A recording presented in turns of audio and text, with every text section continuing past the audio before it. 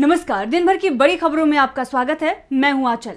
आज इस बुलेटिन में बात होगी इंडिया गठबंधन के आगे कमजोर पड़े एनडीए की, हिमाचल में बागियों के कांग्रेस हाईकमान के सामने घुटने टेकने की, बात करेंगे बिहार में बीजेपी के ऑपरेशन लोटस की खुली पोल की, बीजेपी सरकार पर राहुल और प्रियंका के करारे वार की, जानेंगे ज्ञानवापी मामले में क्या कहा सुप्रीम कोर्ट ने, और बुलेटिन के आखिर में बात नफरत फैलाने वाले टीवी चैनल और उनके एंकरों को पड़ी फटकार की। इसके अलावा तमाम बड़ी खबरों से आपको कराएंगे रूबरू, लेकिन सबसे पहले एक नजर सुर्खियों पर। लोकसभा चुनाव के लिए सियासी दलों को चुनाव आयोग ने जारी की एडवाइजरी, कहा आचार संहिता के उल्लंघन पर होगी बड़ी कार्रवाई, जल्द हो सकता है लोकसभा चुनाव का ऐलान। सांसदों विधायकों की निगरानी वाली याचिका को सुप्रीम कोर्ट ने किया खारिज, सीजीआई ने कहा कि हम चिप नहीं लगा सकते, प्राइवेसी भी कोई चीज है। नीतीश के जन्मदिन पर गिफ्ट में लालू का खुला ऑफर, एमएलए भाई वीरेंद्र बोले गलत संगत में है बर्बाद कर देगा। तेजी के साथ बंद हुआ शेयर बाजार, सेंसेक्स 1245 अंकों की तेजी के साथ 73,745 अंक पर हुआ बंद, निफ्टी 356 अंकों की तेजी के साथ 22,339 अंक पर हुआ बंद। तो ये थी सुर्खियां। अब बात आज की सबसे बड़ी खबर की। लोकसभा चुनाव की तैयारियों में इंडिया शुरुआत में ही एनडीए से आगे निकल गया है। पूरे देश में इंडिया गठबंधन में सीट बंटवारे को लेकर सहमति बन गई है। अधिकांश राज्यों में सीटों का बंटवारा भी हो गया है और जहां ये काम नहीं हो पाया है वहां बातचीत अंतिम दौर में चल रही है। इस बीच अब 2 और राज्यों में इंडिया गठबंधन में सीट बंटवारे को लेकर सहमति बन गई है। देखिए ये पूरी रिपोर्ट। महाराष्ट्र और जम्मू कश्मीर में इंडिया गठबंधन में सीट बंटवारे पर सहमति बन गई है। दोनों ही राज्यों में कई दौरे की बातचीत के बाद सीटों के फॉर्मूले पर मुहर लगा दी गई है। फिलहाल इसका ऐलान नहीं किया गया है, 1-2 दिन में ये काम भी हो जाएगा। महाराष्ट्र में महाविकास अघाड़ी गठबंधन, जिसमें इंडिया गठबंधन के दल शामिल हैं, उसमें अब प्रकाश अंबेडकर की पार्टी भी शामिल हो गई है और एमबीए ने प्रकाश अंबेडकर को 2 सीट दी है, जिसमें मुंबई की 1 सीट भी शामिल है। इसके अलावा महाराष्ट्र में कांग्रेस और शिवसेना यूबीटी 18-18 और एनसीपी शरद चंद्र पवार को 10 सीटें दी गई है। मुंबई की 6 सीटों में से 3 पर शिवसेना यूबीटी, 2 पर कांग्रेस के उम्मीदवार चुनाव लड़ेंगे। महाराष्ट्र के अलावा सीट बंटवारे में सबसे मुश्किल दिखाई दे रहे जम्मू कश्मीर में भी बात बन गई है। कश्मीर रीजन में श्रीनगर, बडगांव, गांदरबल लोकसभा सीट से नेशनल कॉन्फ्रेंस के उमर अब्दुल्ला चुनाव लड़ेंगे। दक्षिण कश्मीर, अनंतनाग, रजौरी, पुंछ से पीडीपी की महबूबा मुफ्ती उम्मीदवार होंगे। उत्तरी कश्मीर बारामूला लोकसभा सीट पर नेशनल कॉन्फ्रेंस के नेता पूर्व उप मुख्यमंत्री मुजफ्फर हुसैन बेग उम्मीदवार हो सकते हैं। जम्मू और उधमपुर, कठुआ की सीट कांग्रेस के खाते में जा सकती है। इंडिया गठबंधन में पश्चिम बंगाल को छोड़कर पूरे भारत में सीट बंटवारे पर तस्वीर साफ हो चुकी है। पश्चिम बंगाल में भी टीएमसी और कांग्रेस के बीच चर्चा चल रही है, जल्द ही यहाँ भी सीट बंटवारा हो जाएगा। तो दूसरी तरफ सीट बंटवारे को लेकर एनडीए के अंदर टकराव अब सड़क पर दिखाई दे रहा है और लोकसभा चुनाव से पहले एनडीए के बिखरने की भविष्यवाणी भी होने लगी है। इंडिया की मजबूती का असर दिखाई दे रहा है। हिमाचल में कांग्रेस की सरकार गिराने की बीजेपी की कोशिश फेल हो चुकी है। जिन विधायकों ने बीजेपी का साथ दिया वो मुसीबत में फंस गए हैं। अब वो कांग्रेस में वापस लौटने की कोशिश भी कर रहे हैं, माफी भी मांग रहे हैं। देखिए क्या है पूरी खबर इस रिपोर्ट में। हिमाचल प्रदेश में कांग्रेस पर आया सियासी संकट खत्म हो चुका है। कांग्रेस की सरकार पर यह संकट 6 विधायकों के बागी होने के चलते आया था। कांग्रेस ने इन बागियों को कड़ी सजा दी है। स्पीकर ने बागियों की विधानसभा सदस्यता रद्द कर दी है, जिसके बाद ये बागी विधायक पूर्व विधायक हो गए हैं। कांग्रेस की सख्ती के आगे अब सभी 6 पूर्व विधायक बैकफुट पर दिखाई दे रहे हैं। खबर आ रही है कि अब इन सभी विधायकों ने कांग्रेस नेताओं से संपर्क साधा है, अपने काम की माफी मांगी है। इसी बीच प्रदेश के कैबिनेट मंत्री विक्रमादित्य सिंह ने चंडीगढ़ में सभी बागियों से मुलाकात भी की है। यह मुलाकात चंडीगढ़ के एक होटल में हुई है। दावा किया जा रहा है कि बागी पूर्व विधायक लिखित में माफी मांगने तक तैयार हो रहे हैं। फिलहाल विक्रमादित्य के साथ इनकी क्या बातचीत हुई है इसका खुलासा नहीं हुआ है, लेकिन ये जरूर दिख रहा है कि कांग्रेस अब इन बागियों को लेकर नरम रुख दिखा सकती है। शिमला में सीएम सुखविंदर सिंह सुक्खू ने मीडिया से बातचीत करते हुए संकेत दिए थे कि बागियों की पार्टी में वापसी हो सकती है। उन्होंने कहा था कि सभी अपने छोटे भाई हैं और कुछ तो बड़े भी हैं। बागियों की गलती माफ की जा सकती है। 2 विधायकों की पत्नियां मुझसे मिलने आई थीं। वैसे सुक्खू ने ये भी साफ कर दिया था कि इन सब पर फैसला हाईकमान की मर्जी से किया जाएगा, जिससे माना जा रहा है कि कांग्रेस के बागियों को सबक सिखाने के बाद अब उनको लेकर अपना रुख नरम किया है। तो बागियों ने पूरी तरह से कांग्रेस के आगे समर्पण कर दिया है। तो कांग्रेस ने साफ कर दिया है कि बागियों पर रहम नहीं करेंगे, लेकिन जो अपनी गलती स्वीकार करेगा उसे लेकर रुख नरम भी किया जा सकता है। फिलहाल गेंद अब हाईकमान के पाले में है, वो बागियों को लेकर क्या फैसला करता है। तो दूसरी तरफ बिहार में भी बीजेपी ने दल बदल का खेल खेला है। आरजेडी के सबसे ज्यादा विधायकों को तोड़ा गया है। अब तक 5 विधायक पाला बदल चुके हैं और इसे लेकर आरजेडी विधानमंडल दल की नेता राबड़ी देवी ने बड़ा खुलासा किया है। तो क्या कहा है राबड़ी देवी ने, देखिए इस रिपोर्ट में। बिहार के पूर्व मुख्यमंत्री और आरजेडी नेता राबड़ी देवी ने बीजेपी सरकार पर हमला बोला है। उन्होंने कहा कि बीजेपी कमजोर है, इसलिए वे विधायकों को पैसे देकर खरीद रही है। न सिर्फ बिहार में बल्कि पूरे देश में सरकार कमजोर हो गई है, इसलिए खरीद फरोख्त कर रही है। इससे पहले राबड़ी देवी ने ये भी कहा कि बीजेपी में विधायकों की संख्या बढ़ रही है, ये नीतीश कुमार के लिए खतरे का संकेत है। बीजेपी तोड़फोड़ में लगी हुई है। राबड़ी देवी ने ये भी कहा कि जब भी बीजेपी सत्ता में आती है, बैंक लूट लिए जाते हैं, आए दिन चोरी डकैती हो रही है। बीजेपी नेता अस्पताल में पिस्तौल लहरा रहे हैं। क्या सरकार को ये सब नहीं दिख रहा? क्या सरकार अंधी हो गई है? भ्रष्टाचार विरोधी कानून पर राबड़ी देवी ने कहा कि कानून बनते और बदलते रहते हैं, लेकिन कोई कार्रवाई नहीं होती, सिर्फ गरीबों पर कार्रवाई होती है। वहीं सीएम नीतीश कुमार के प्रस्तावित विदेश दौरे पर उन्होंने कहा कि उनको मेरी शुभकामनाएं, वो वहीं रहें। राबड़ी देवी ने बता दिया कि बीजेपी सत्ता में होने के बाद भी कमजोर है, तभी वो दूसरे दलों में तोड़फोड़ करती है। अब देखना होगा कि राबड़ी देवी के इस खुलासे पर बीजेपी क्या जवाब देती है। विधायकों को खरीदा गया, लेकिन जब ये विधायक जनता के सामने जाएंगे तो जनता इन्हें सबक जरूर सिखा देगी। वैसे सबक तो इस समय यूपी के युवाओं को भी मिल गया है। उनके सामने रोजगार का संकट है, भर्ती परीक्षा होती है तो पेपर लीक हो जाता है। इसे लेकर कांग्रेस सांसद राहुल गांधी और कांग्रेस महासचिव प्रियंका गांधी ने योगी सरकार पर तीखा हमला किया है। उत्तर प्रदेश को बीजेपी की डबल इंजन सरकार ने जंगल राज में तब्दील कर दिया है। आए दिन योगी राज में लोगों का जीना दुश्वार हो गया है। युवाओं के सपनों को कुचला जा रहा है। राज्य में लगातार पेपर लीक के मामले सामने आ रहे हैं, जिसे लेकर कांग्रेस सांसद राहुल गांधी ने बीजेपी की डबल इंजन सरकार पर निशाना साधा है।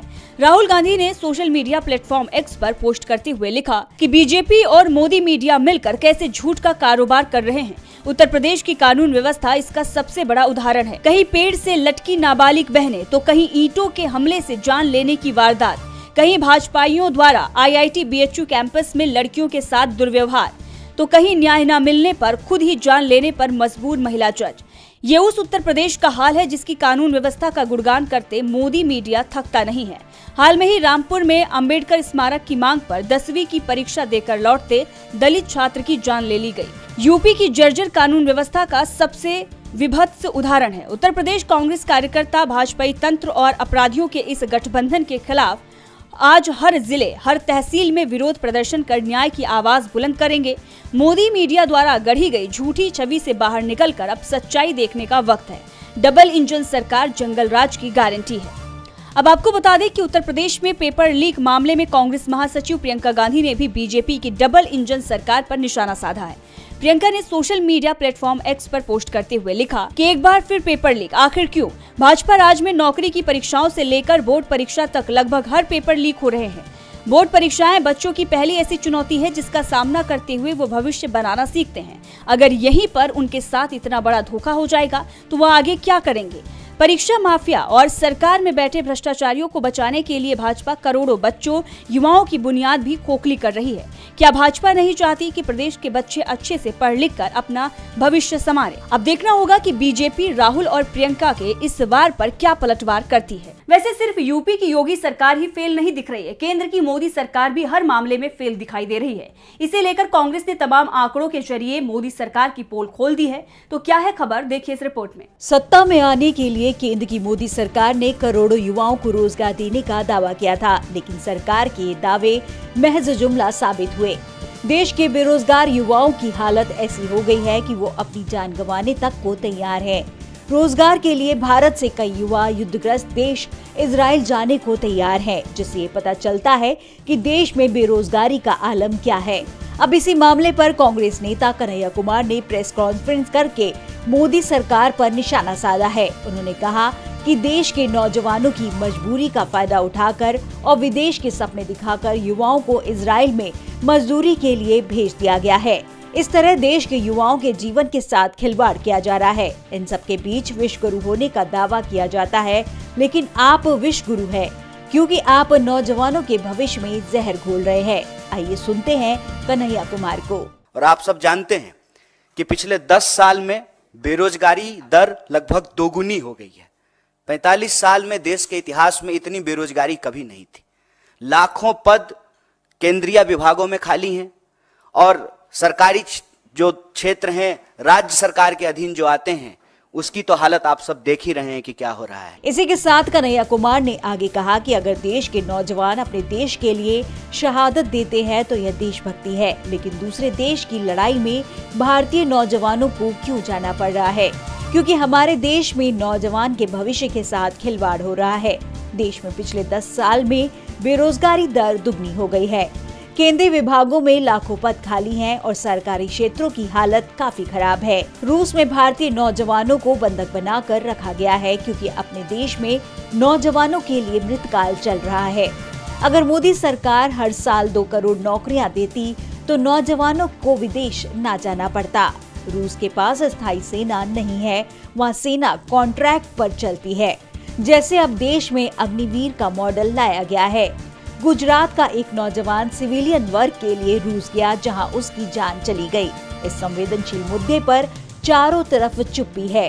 पीएम मोदी चुप है। अब देखना होगा कि पीएम मोदी इस मामले पर अपने बचाव कैसे करते हैं। बीजेपी मुश्किल में दिखाई दे रही है। विकास, रोजगार, महंगाई, कानून व्यवस्था, हर मुद्दे पर वो घिरी दिखाई दे रही है। ऐसे में वो अयोध्या, काशी, मथुरा के धार्मिक मुद्दों को उठाने की कोशिश में है, लेकिन इसमें भी उसे कोर्ट से झटके पर झटके लग रहे हैं। ज्ञानवापी मामले को लेकर आज सुप्रीम कोर्ट में सुनवाई हुई, तो क्या कहा सुप्रीम कोर्ट ने, देखिए इस रिपोर्ट में। ज्ञानवापी मामला अब सुप्रीम कोर्ट पहुंच गया है। अंजुमन इंतजामिया मस्जिद समिति की याचिका पर सुप्रीम कोर्ट ने ज्ञानवापी समिति की ओर से दाखिल मंदिर के जीर्णोद्धार संबंधी वाद को इस मामले से जुड़े अन्य लंबित मामलों के साथ सूचीबद्ध किया। Chief justice DY Chandrachud, justice JB Pardiwala और न्यायमूर्ति मनोज मिश्रा की पीठ ने कहा कि हम इसे मुख्य मामले के साथ जोड़ेंगे। आपको बता दें कि supreme court Allahabad high court के आदेश के खिलाफ ज्ञानवापी मस्जिद समिति की याचिका पर सुनवाई करने के लिए सहमत हो गया है, जिसमें कहा गया था कि मंदिर के जीर्णोद्धार का मुकदमा सुनवाई योग्य है। ज्ञानवापी मामले में अंजुमन इंतजामिया मस्जिद समिति समेत अन्य मुस्लिम पक्षकारों ने इलाहाबाद हाई कोर्ट के उस फैसले को सुप्रीम कोर्ट में चुनौती दी है। स्वामित्व की मांग वाली मुस्लिम पक्ष की 5 याचिकाएं खारिज कर दी गई थी। मुस्लिम पक्ष का कहना था कि पूजा स्थल अधिनियम 1991 में इलाहाबाद हाई कोर्ट का हस्तक्षेप ठीक नहीं है। और बुलेटिन के आखिर में बात नफरत फैलाने वाले टीवी चैनलों पर हुई सख्त कार्रवाई की। नेशनल टीवी चैनलों पर चलने वाले कई शो देश की समस्याओं की जगह नफरत पर केंद्रित हो गए हैं। एक समुदाय को टारगेट बनाने का एजेंडा सेट किया जा रहा है। ऐसे में चैनलों पर सख्त कार्रवाई हुई है, तो क्या है खबर, देखिए इस रिपोर्ट में। News broadcasting and digital standard authority यानी NBDSA के अध्यक्ष और सुप्रीम कोर्ट के रिटायर्ड जस्टिस AK सीकरी ने टीवी चैनलों पर चल रहे नफरती एजेंडे को लेकर कड़ी टिप्पणी की है। जस्टिस सीकरी ने कहा कि हर अंतरधार्मिक विवाह को लव जिहाद कहना गलत है। लव जिहाद जैसे शब्दों का इस्तेमाल बेहद ही सावधानी से करना चाहिए, क्योंकि इसके गैर जिम्मेदाराना इस्तेमाल से देश के सेकुलर ढांचे को चरमरा सकता है। श्रद्धा वॉलकर मामले का जिक्र करते हुए जस्टिस सीकरी ने न्यूज 18 के एंकर अमीश देवगन, अमन चोपड़ा के शो पर कड़ी टिप्पणी करते हुए कहा कि उनके शो में मुस्लिम समुदाय को टारगेट किया गया। इसी मामले में टाइम्स नाउ के एंकर हिमांशु दीक्षित के प्रोग्राम को भी अनुचित माना गया और कार्रवाई की गई। टाइम्स नाउ पर 1 लाख और न्यूज 18 इंडिया पर 50,000 रुपए का जुर्माना भी लगाया गया। इसके साथ ही उनके कार्यक्रम से जुड़े वीडियो को 7 दिनों के अंदर हटाने के निर्देश दिए गए। जस्टिस सीकरी ने कहा कि मीडिया किसी भी मुद्दे पर शो कर सकती है, लेकिन किसी व्यक्ति या कुछ लोगों के काम के चलते पूरे समुदाय को टारगेट करना गलत है। वहीं आज तक के एंकर सुधीर चौधरी ने अपने programme black and white show में रामनवमी पर देश में हुए सांप्रदायिक टकराव के नाम पर एक समुदाय को विशेष टारगेट किया है। इसे लेकर सुधीर चौधरी को चेतावनी दी गई है। तो आज इस बुलेटिन में इतना ही। देखते रहिए DP लाइव। नमस्कार।